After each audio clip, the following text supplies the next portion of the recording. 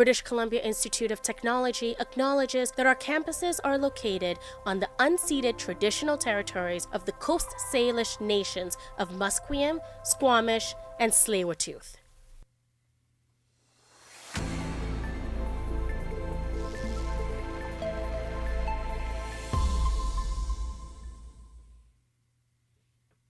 Good afternoon, I'm Emma Bolsner here with your 1 o'clock news headlines.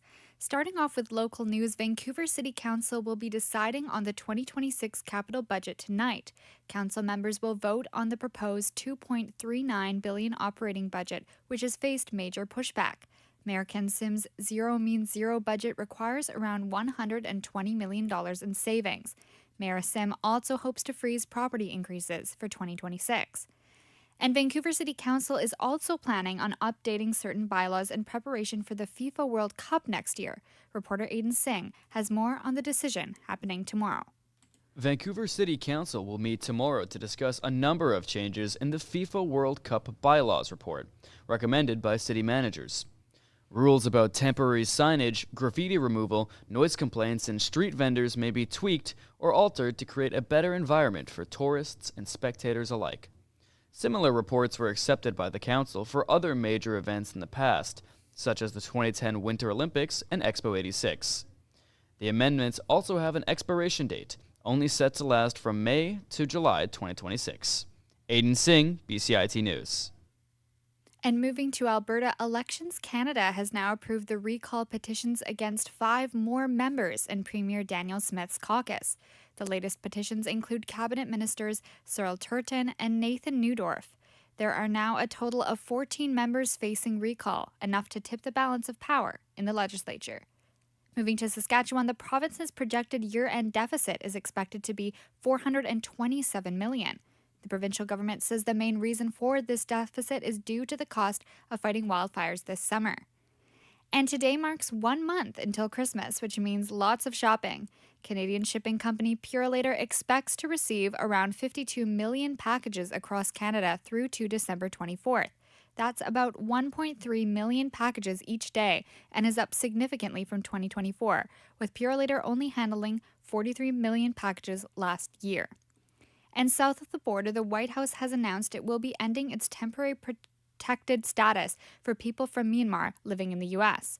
ABC News' Amando Garcia has more. This is coming during a time when Myanmar is suffering several humanitarian challenges. The UN says that as of March of this year, around 6,400 individuals have been killed by members of the military. Thousands more have been arrested, and 1.5 million people have fled the country, searching for relief in other countries. This decision affects around 4,000 people living in America. And north of Houston experienced a tornado overnight, damaging over 100 homes. There are no reported injuries, but heavy rain and thunderstorms are expected, impacting some residents' Thanksgiving plans on Thursday. And in Kyiv, Russia launched a wave of attacks overnight, killing at least 7 people. ABC News' chief foreign correspondent Ian Pannell has the latest. Overnight, an intense barrage of Russian missiles and drones raining down on the Ukrainian capital for more than 6 hours as negotiations intensify between the US, Russia and Ukraine. Officials are saying Russia targeted power stations. 2 residential buildings also hit. This attack comes after U.S. and Ukraine representatives met in Geneva on Sunday discussing a peace plan. Specific details of the plan have not yet been provided.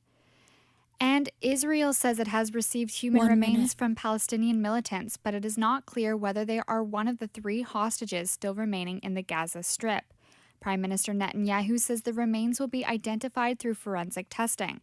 This is the latest since the ceasefire on October 10th. And in Australia's Parliament, far-right Senator Pauline Hanson has now been suspended after wearing a burqa.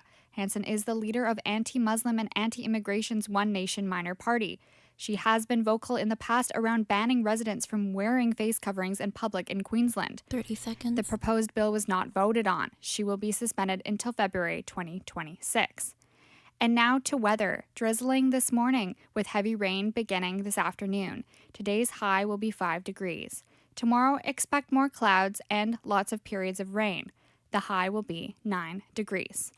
Those are your news headlines for 1 o'clock. Thanks for tuning in and staying informed. I'm Emma Bolsner, and you're listening to BCIT's The Crow.